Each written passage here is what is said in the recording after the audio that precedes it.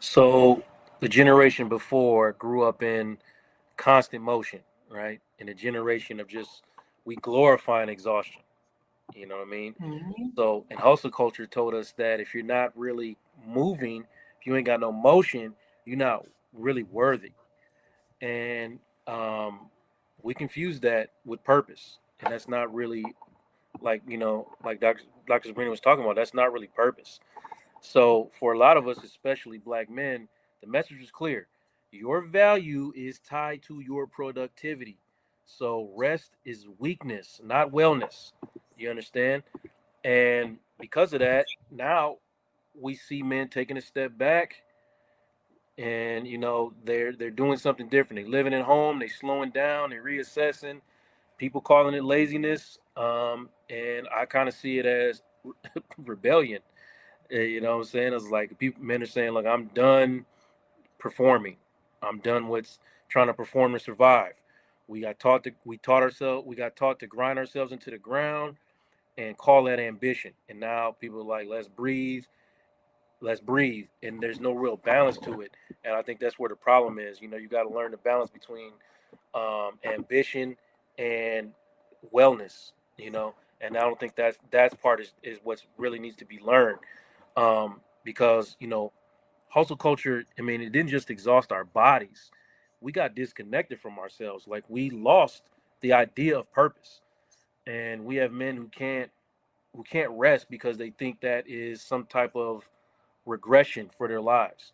And I got a lot of male clients that are dealing with the guilt of not producing. That is a very huge thing. And they don't know how to just be without performing.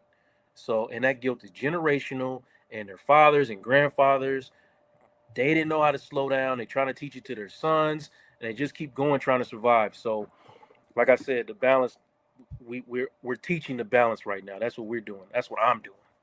Hmm. Lala, I like to piggyback off something that Joe said because I can agree based on what my son told me. It's like, I'm watching you, I see what you do. And although I respect and I appreciate the way you did it, I want to do something different with my life and for myself. Now, that doesn't mean that I don't have a desire to have, my financial stability. In fact, it's like I gave this kid $2,000. I mean, he was like, just watch me. And in a few months, he took that 2,000 and ran it up to 70,000 in stock options. Just kind of watch it from the bedroom, not the basement, but from the bedroom. So it's not like he's not ambitious and he's not trying to do something. He just doesn't want to do it my way.